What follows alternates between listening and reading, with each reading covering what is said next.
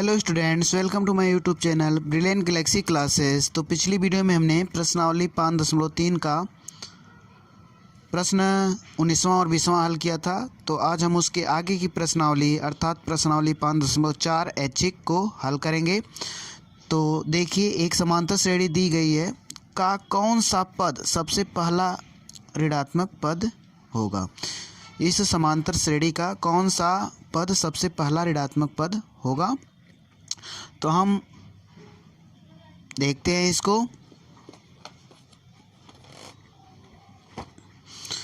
तो हम यह मानते हैं, माना an इस समांतर श्रेणी का पहला ऋणात्मक पद है। जब an हमने पहला ऋणात्मक पद माना है तो an जो है लेस देन 0 होगा।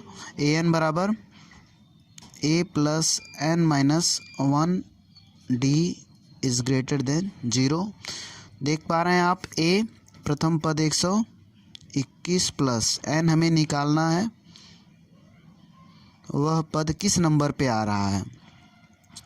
और d की वैल्यू देखिए, 117 में से आप 121 घटाएंगे तो 117 माइनस 121, ये d आपका निकल रहा है तो -4। तो इस प्रकार d जो है -4 यहाँ पे रख देंगे और पूरा जो है लेस देन 0 होगा। अब जो है हम इसको इधर लाएंगे, ट्रांसफ़र करेंगे तो ये जो है प्लस है तो इधर जाके माइनस हो जाएगा। ठीक,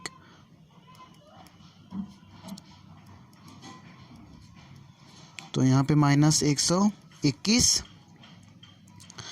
और फिर इसका इसमें गुणा कर लीजिए, -4n और प्लस 4 -121। यहाँ आप देखिए 4 को इधर लाएंगे तो -4n और ये -4 इधर ट्रांसफ़र करेंगे तो नेगेटिव हो जाएगा और फिर -125 आ जाएगा और इधर -4n। ठीक, देखिए हम दोनों तरफ अगर माइनस से गुणा कर दें, ठीक, तो हम यहाँ पे देख लेते हैं एक छोटी सी चीज़। देखिए, जब भी अगर मान लीजिए यहाँ पे 3 है और 5 बड़ा है, ठीक, अगर हम माइनस से बोथ साइड मल्टीप्लाई कर दें तो इधर -3 हो जाएगा, इधर -5 हो जाएगा। ठीक, अब देखिए अब कौन बड़ा हो गया, अब तो -3 बड़ा हो गया। ठीक, तो माइनस से गुणा ये या भाग करने में ऐसा होता है। ठीक, तो यहाँ पे अगर हम माइनस से बोथ साइड मल्टीप्लाई कर दें तो देखिए यहाँ पे 4n हो जाएगा और यहाँ पे 125 हो जाएगा। ठीक, और यहाँ पर ये साइन इस प्रकार लग जाएगा। ठीक, अब देखिए n अगर ये 4 है मल्टीप्लाई n से और इसको इधर लाएंगे तो 125/4 ये डिवाइड हो जाएगा। अब देखिए 4 से काट दीजिए, 4 3 12, 4 एकम 4 और 1/4।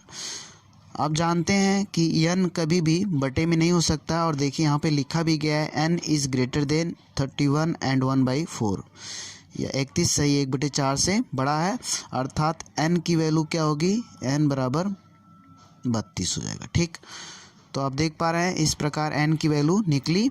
अब आते हैं अगले प्रश्न पर। देखिए, किसी AP के तीसरे और सातवें पद का योग 6 है और उनका गुणनफल 8 है। इस AP के प्रथम 16 पदों का योग ज्ञात कीजिए। तो आइए इसको हम हल करते हैं। तो यहाँ पे देखिए, माना इस AP का प्रथम पद A तथा सार्वंतर D है। तो इसमें दिया गया है तीसरे और सातवें पद का योग 6 दिया गया। तो तीसरा पद आप जानते हैं A3 प्लस सातवां पद A7 बराबर 6। ठीक, लिख सकते हैं, ये दिया गया है प्रश्न में है। तो यहाँ पे देखिए A3 को A प्लस 2D हम कहते हैं प्लस A7 को A प्लस 6D कहते हैं इक्वल टू 6। अब देखिए A8 2A और 2D और 6D plus 8D equal to 6। आप बोथ साइड 2 से डिवाइड कर दीजिए, A plus 4D equal to 3। देखिए ये समीकरण 1 हो गया आपका।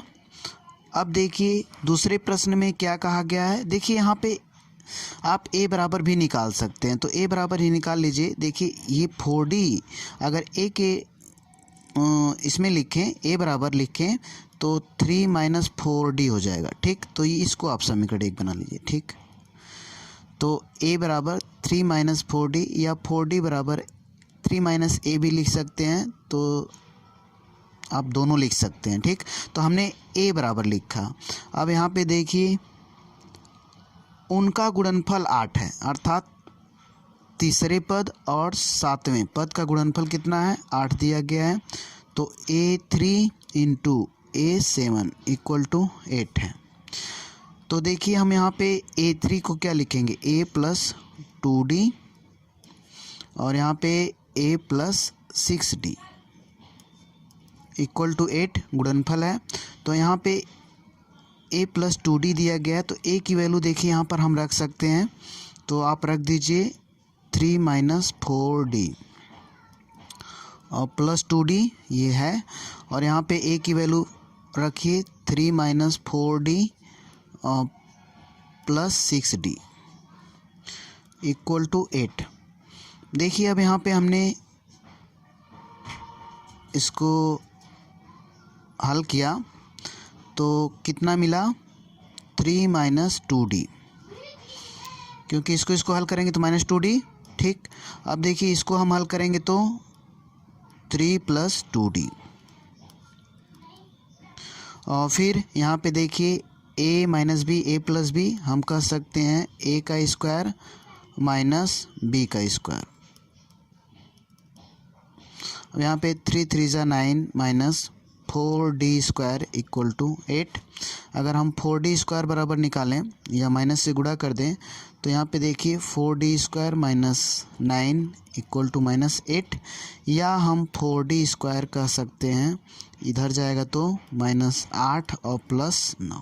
ठीक, यहाँ पे 4d² = 1 और d² = 1/4 और d की वैल्यू 1/4 का स्क्वायर रूट निकलेगा, तो यह वैल्यू प्लस और माइनस दोनों में आएगी, 1/2 आएगा। ठीक, तो d देखिए दो वैल्यू मिली, एक +1/2 और -1/2। ठीक, तो आप देख पा रहे हैं अब हम d की अलग अलग वैल्यू लेंगे। तो यहाँ पे हम ले लेते हैं जब d बराबर -1/2, ठीक ना, तब हम a की वैल्यू निकाल लें। आप देखिए d का मान समीकरण 1 में रखिए, यहाँ पे आप लिख सकते हैं d का मान समीकरण 1 में रखने पर, तो देख पा रहे हैं a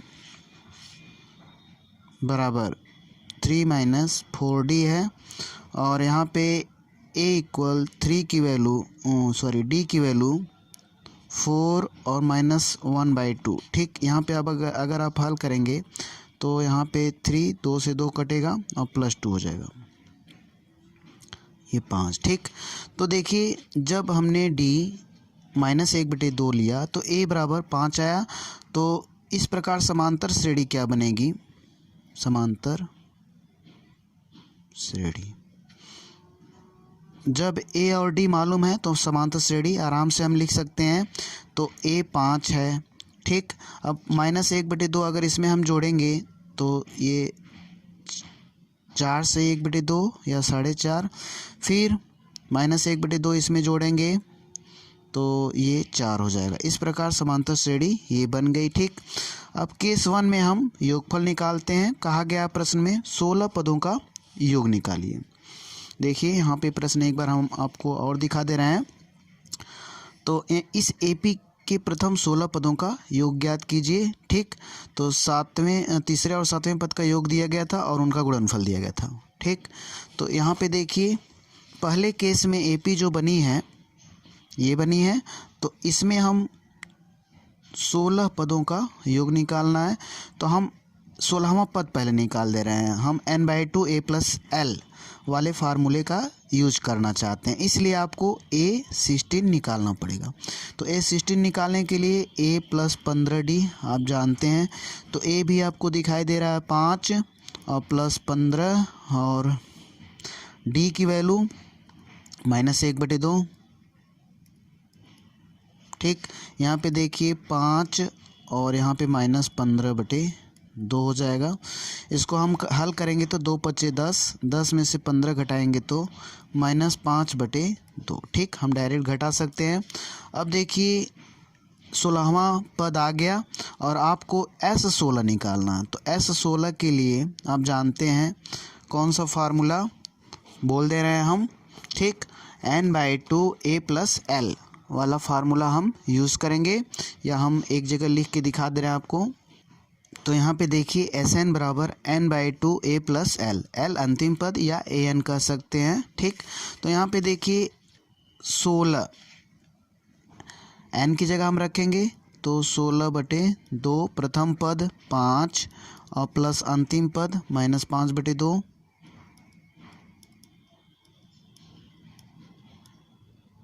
ठीक, देखिए इसको हम हल करेंगे तो 2 × 5 = 10 और 10 और 5 घट जाएगा, या इसको ऐसे पहले लिख लीजिए -5/2। यहाँ पे 2 × 8 = 16, 2 × 5 = 10, 10 में से 5 घटाएँ 5/2 और गुणे 8, 2 × 8, 4 × 5 = 20। ठीक, तो आप देख पा रहे हैं प्रथम 16 पदों का जोड़ 20 है। ठीक, ये पहले केस में आया है। अब दूसरे केस में देखते हैं, केस 2 में। ठीक, जब d बराबर 1/2 हम ले रहे हैं। ठीक, तो a बराबर कितना हो जाएगा, a बराबर हम जानते हैं 3 - 4d था। ठीक, और यहाँ पे 3 - 4 × d की वैल्यू 1/2 आप रखिए। यहाँ पे 3 - 2 दूनी 4, 2 यहाँ पे 1 आ गया। ठीक, अब यहाँ पे समांतर श्रेणी प्रथम पद 1 और फिर d 1/2 जोड़ेंगे तो 3/2 हो जाएगा, या 1 से 1/2, फिर आधा जोड़ेंगे तो 2 हो जाएगा। ऐसे समांतर श्रेणी आगे बढ़ रही है। इसका हम 16वां पद निकाल लेते हैं, अंतिम पद। ठीक, क्योंकि 16 पदों का योग निकालना है तो हम 16वां पद निकाल लेते हैं। यहीं पे हम निकाल ले रहे हैं a16। ठीक, दूसरे केस में ये लग रहा है a प्लस 15d, यहाँ पे a 1 है प्लस 15 × 1/2। देखिए इसकी वैल्यू निकालेंगे तो 1 और प्लस 15/2 और जोड़ेंगे तो 2 × 1 = 2 और 15 17/2। ठीक, तो आप देख पा रहे हैं कि a16 अंतिम पद जो है 17/2। अब हम 16 पदों का योग निकालते हैं। तो S16 दूसरे केस में S16 कितना होगा, n/2 16/2। ठीक, और यहाँ पे 16/2 और a प्लस एल प्रथम पद अब यहाँ पे 1 लेंगे और अंतिम पद अभी आप निकाले हैं 17/2। यहाँ पे 2 × 1 = 2 और 17 19/2 और गुणे 8, 2 × 8 19 × 76, तो 16 पदों का जोड़ 76। ठीक, तो इस प्रकार आपका यह भी प्रश्न समाप्त हुआ। अब आते हैं अगले प्रश्न पर। एक सीढ़ी के क्रमागत डंडे परस्पर 25 सेंटीमीटर की दूरी पर हैं। आप देख पा रहे हैं ये 25-25 सेंटीमीटर की दूरी पर डंडे लगे हुए हैं और डंडों की लंबाई एक समान रूप से घटती जाती है। ठीक, जैसे 45 हो गया तो फिर इस थोड़ा कम हुआ, फिर कम हुआ, ऐसे ऐसे जो लास्ट में डंडे की लंबाई है वो 25 सेंटीमीटर हो जा रही है। ठीक, तथा सबसे निचले डंडे की लंबाई 45 सेंटीमीटर है और सबसे ऊपर वाले डंडे की लंबाई 25 सेंटीमीटर। यदि ऊपरी और निचले डंडे के बीच की दूरी 2.5 मीटर, यहाँ से यहाँ तक की पूरी दूरी है 2.5 मीटर है, तो डंडों को बनाने के लिए लकड़ी की कितनी लंबाई की आवश्यकता होगी। ये जो डंडे हैं वो कुल कितना लंबा डंडा लगेगा। ठीक, तो देखते हैं इस प्रश्न को। तो देखिए 2.5 मीटर में कितना सेंटीमीटर होता है, हम उसे सेंटीमीटर में पहले बदल ले रहे हैं। 2 दूनी 4, 1 5/2 और 100 से गुणा करें तो सेंटीमीटर में हो जाएगा। तो यहाँ पे 50 हो गया, यहाँ पे 5 25, 250 सेंटीमीटर। ठीक, तो यहाँ पे आप देख पा रहे हैं इसमें पूरी लंबाई यहाँ से यहाँ तक कितनी है, 250 सेंटीमीटर। अब 25-25 सेंटीमीटर की दूरी पर डंडे लगे हुए हैं, तो कुल कितने डंडे होंगे ये हम निकाल सकते हैं। ठीक, तो यहाँ पे देखिए डंडों की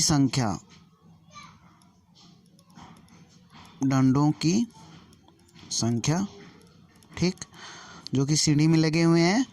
तो यहाँ पे आप 250 में, ठीक, 25 से भाग देंगे और 1 जोड़ेंगे, क्योंकि 25-25 सेंटीमीटर की दूरी पर हैं। ठीक, तो यहाँ पे 25 से भाग देंगे तो 25 दहा में 250 और 10 और 1 11 डंडे इसमें लगे हुए हैं।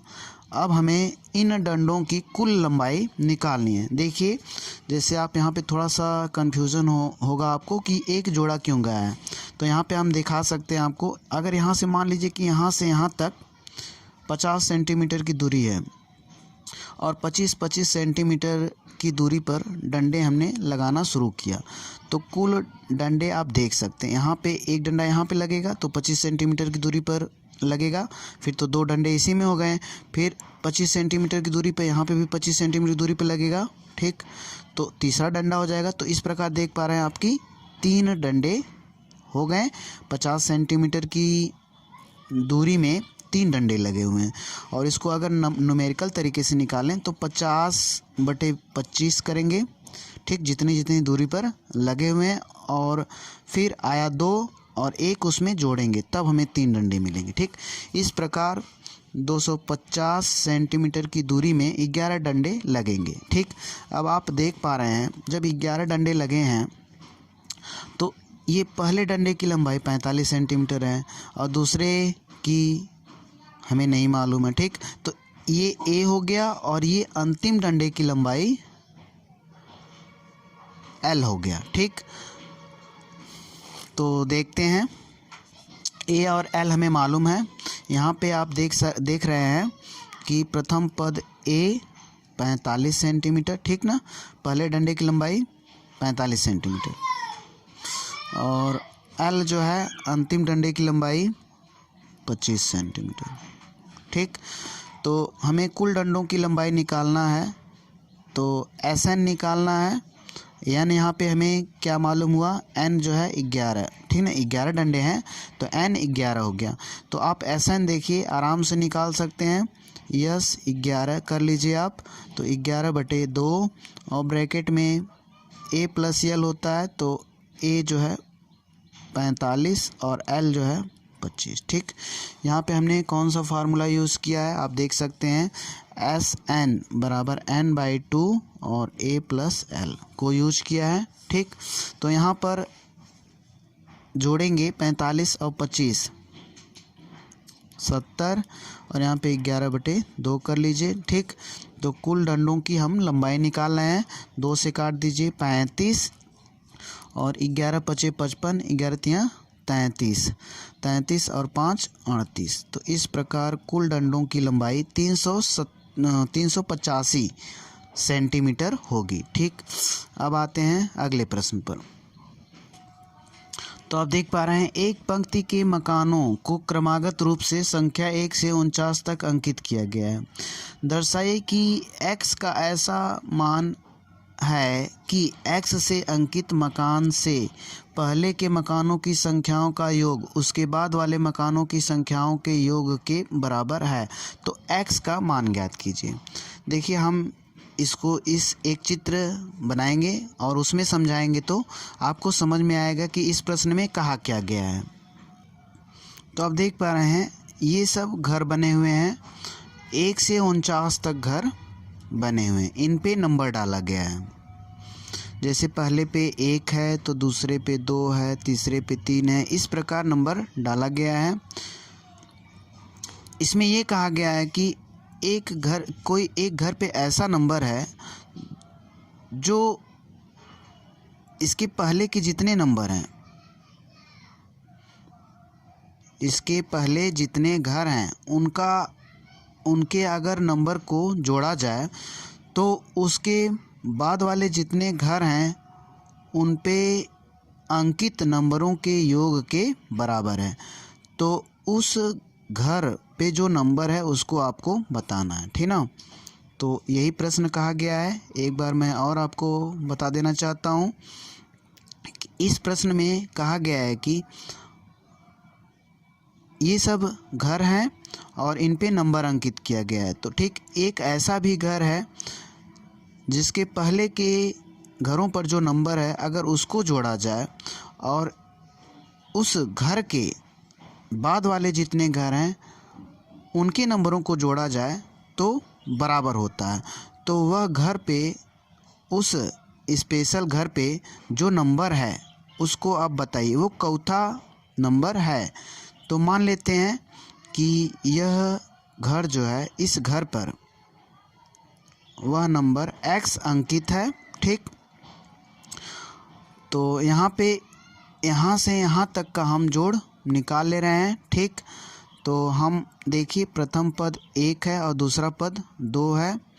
तो इसमें a और d तो आपको पहले ही मालूम हो गई। a जो है 1 है और d जो है 2 है, 1 है। ये भी 1 होगा क्योंकि हम 2 में से घटाएंगे तो 1 होगा, ठीक।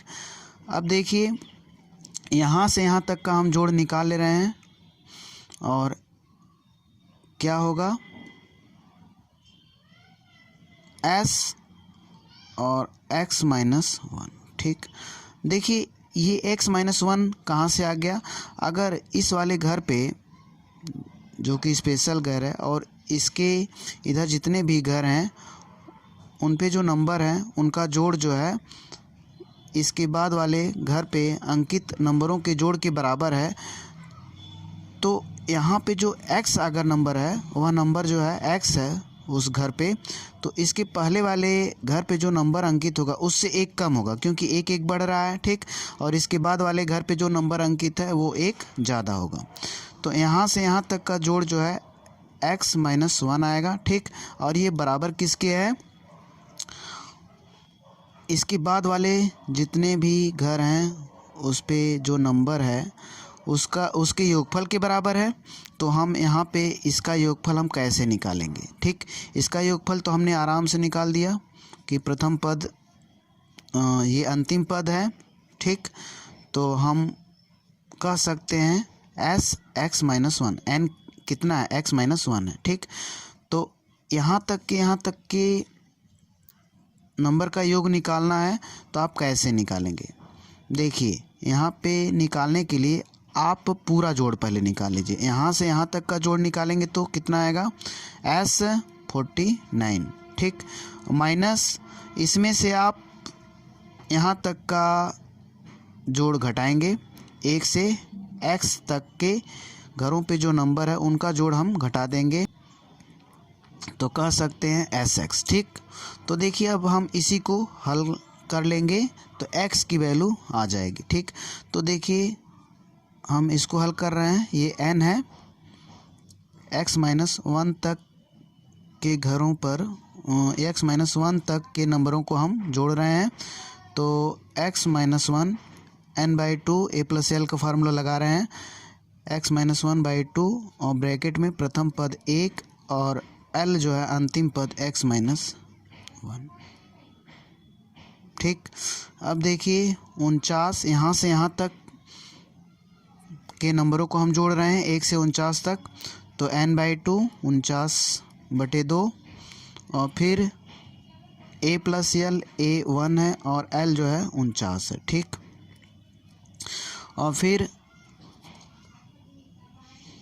x तक के हम घरों पे जो नंबर है उसको जोड़ के फिर घटा रहे हैं।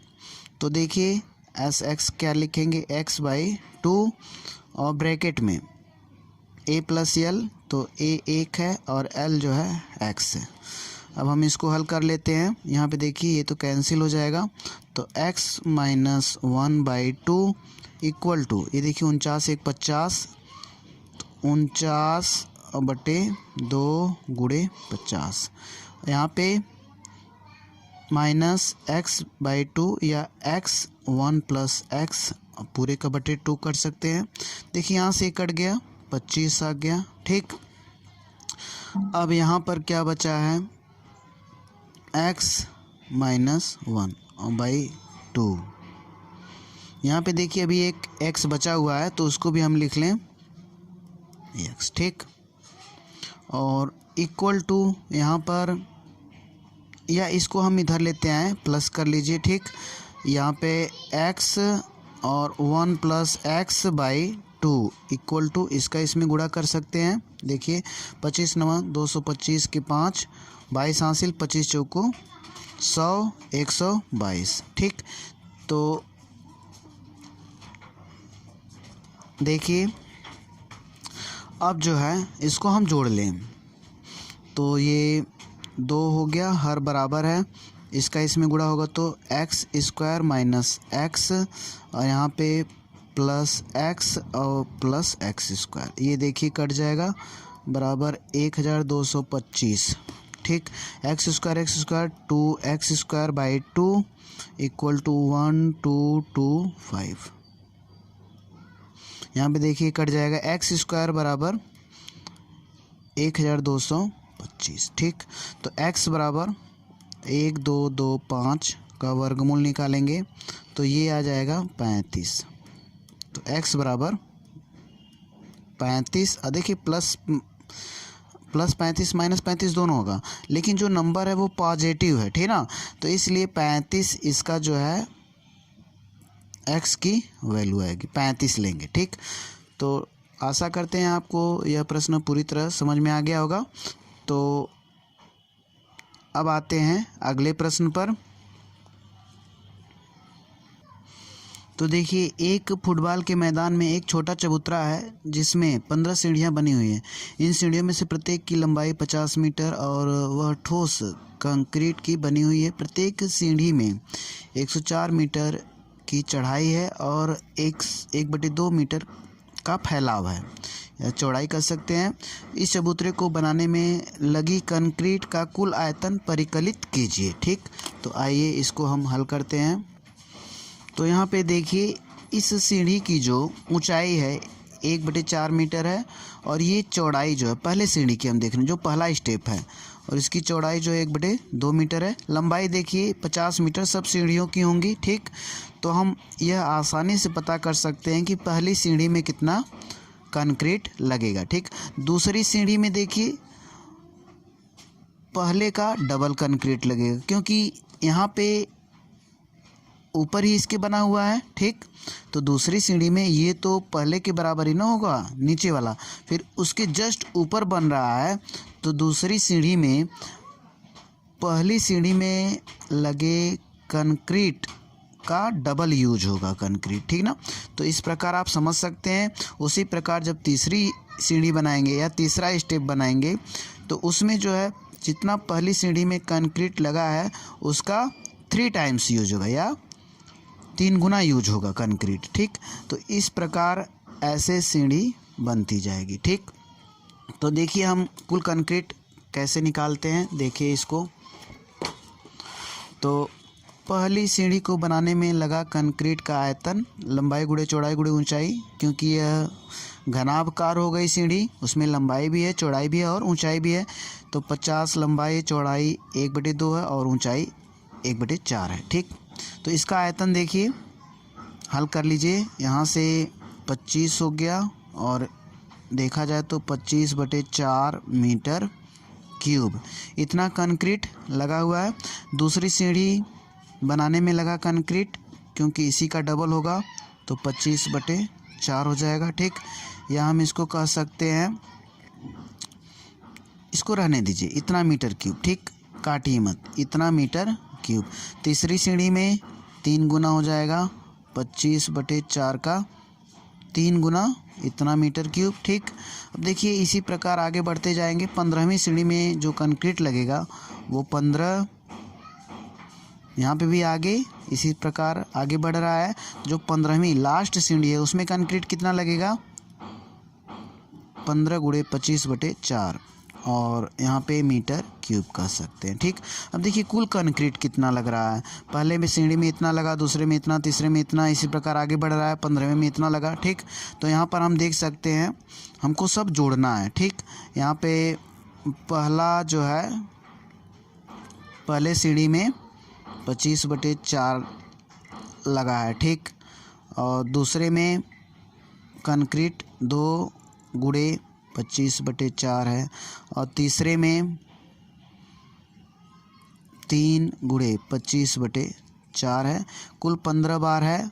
तो लास्ट वाले में कंक्रीट यहाँ पे कर सकते हैं कुल कंक्रीट का आयतन, सब जोड़ेंगे। यहाँ पे 15वें में लास्ट वाले में प्लस 15 गुणे 25/4। ठीक, आपको सब जोड़ करना है। तो यहाँ देखिए कुछ कॉमन निकल रहा है 25/4, तो 25/4 आप कॉमन ले लीजिए। अंदर क्या बचा, 1, यहाँ पे कॉमन लिए तो 1 बचेगा और प्लस 2 प्लस 3 ऐसे ऐसे आगे बढ़ते जाएगा। ठीक, और लास्ट में आपका प्लस 15 बच जाएगा कॉमन लेने के बाद। ठीक, देखिए यहाँ पे 1 से 15 तक का जोड़ आपको निकलना बताया गया था, या ये समांतर श्रेणी में है। तो n/2 मतलब n कितना है, 15 है, तो 15/2 और प्रथम पद 1 और अंतिम पद 15। ठीक, यहाँ पे 25/4 से अभी आपको गुणा करना बाकी है। तो यहाँ पे हल कर लेते हैं। 15 1 16 गुणे 15/2 गुणे 25/4। ठीक, 2/16 15/1 120 गुणे 25/4, 4 से 4 तिहाई 12। ठीक, 30 से 25 में गुणा करेंगे तो 3 5 15, 3 दूनी 6 1 7। तो कुल आयतन 750 मीटर क्यूब होगा, कुल कंक्रीट का आयतन। ठीक, तो इस प्रकार आपकी ये ऐच्छिक प्रश्नावली समाप्त हुई। यदि वीडियो पसंद आए तो लाइक शेयर और सब्सक्राइब करें। Thank you for watching my videos.